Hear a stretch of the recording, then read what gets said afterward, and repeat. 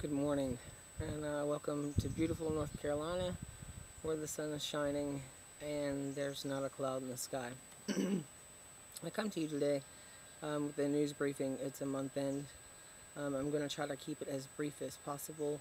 We all know that I'm not very good at that, so if you can just bear with me, I'll get through quite a bit of information pretty quickly so that you can get on about your day. The number one order of business, we have selected a West Coast Operations Division, the location for it.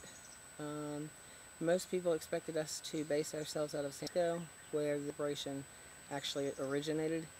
However, with the California economy, the high taxes, and the limiting reach that we would have if we based it out of California, we as a board have decided that Las Vegas is more corporate friendly, is better with taxes, and has a scope that can reach broader areas on the West Coast. Las Vegas is easy to fly into, it's easy to fly out of. It allows us to reach over to Phoenix in the Phoenix market until that division opens. It allows us to service Denver and areas like that. So we have selected, and I'm going on record today saying that we have selected Las Vegas as our West Coast Operations Center, which we will begin to scope out immediately. I myself will be taking a trip on the 21st through the 25th of this month to go and see what has already been scoped out, to see an order of their liking, and see if it matches up with the order of my liking. But we will walk away from there with a West Coast operations that will service all of California, Oregon, Washington, all of the Northwest, Denver as well, all the way down through and about Phoenix. And then beyond Phoenix, east of Phoenix, we're going to let that central area all the way over to Chicago be our central division, which is going to be based out of our Austin headquarters. And then, of course, everything east of that is going to be held by the East Coast Operations Center here. Now, I'm going to be very involved in this process, even more so than I was in the current process of finding the East Coast operations. Because of budget cuts and because of tightening up the belt during an unsure economy, my big push and my big directive for the East Coast Operations Center was to find something that was not flashy, not big, not huge, but served its purpose. Well, one of the things that I learned is when you cut one thing, like space, you cut something else in return, like productivity. And so we have already outgrown the East Coast Operations Center and are already going to have to move the East Coast Operations Center, which in the end is going to cost us money. There are no plans for that at this time. We're going to get all of our other centers up and operating. And of course, when I leave, and some of the volunteers that have been so wonderful and so helpful, the work studies, the co-ops, and the interns, we could not have done it without you, so thank you. As of yesterday, we have begun to outsource our fundraising to great Americans who want to help, who have a desire to assist, who have a desire to just do good for no other reason than doing good. And it was enlightening. It was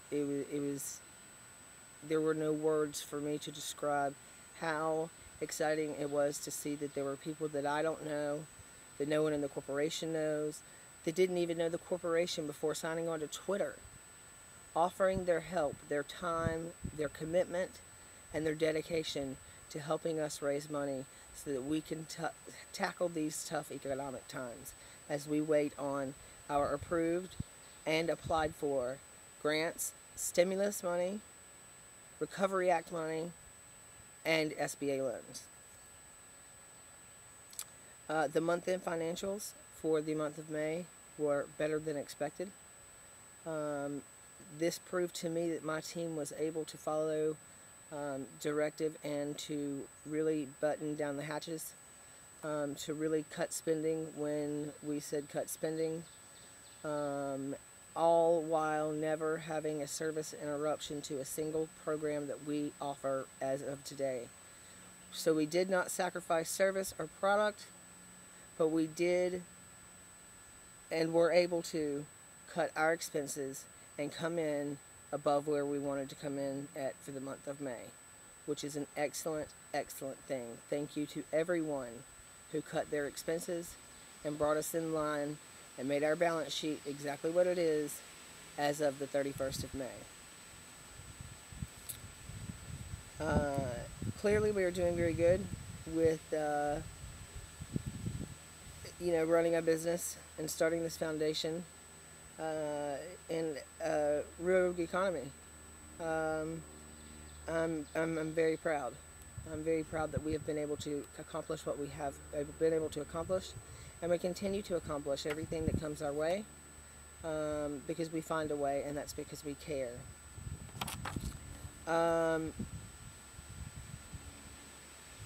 We continue to vet additional board members.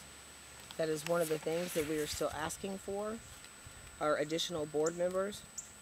My goal in this company is to find the brightest, most intellectual, most knowledgeable, most experienced group of diverse people I can find. I want an escort. I want an owner of an escort website. I want a doctor of sociology. I want a director of finance. I want a school counselor. I want a psychologist. And those are all people that we're vetting. But in order to correct the problem and truly get where we need to go, it's going to take a collective effort from us all in order to get there. So you have to think outside the box. You have to know that just because your background may have nothing to do with this background, you are still a viable candidate if you can pass the vetting process. By vetting, I mean, we're going to look into your background. I mean, we're going to check out your criminal history. I mean, we're going to, check for the child molestation registry. These are things that we're going to do to be responsible members of a corporate society. Does this mean that you could not be a board member and have something on your record? No, of course you can. Of course you can. And in fact, with our outreach to escorts that may want to be able to give us the inside scoop of what's going on in the escort world, it's not too uncommon that you have such a record. And let's not forget that I know where I came from.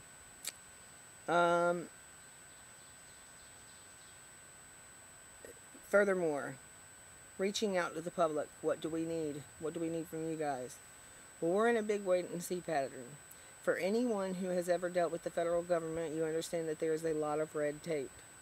That was one of the driving forces in my one point of resolution call centers, so that we would resolve their problems in one call, or the same agent would return the call if there was follow-up that's needed. So we're kind of stuck in red tape land right now as far as funding, and we're doing the best with what we have, but it's tough.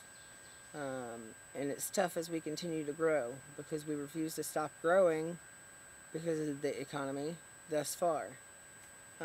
So what we're asking for right now are donations.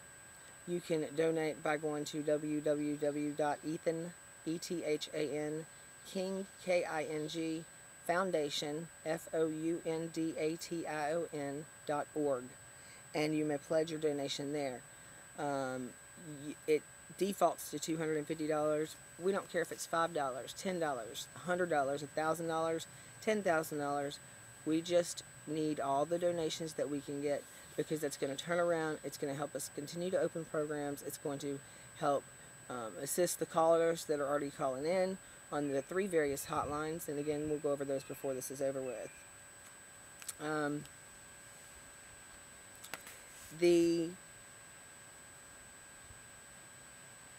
What we have to do is we have to continue to persevere.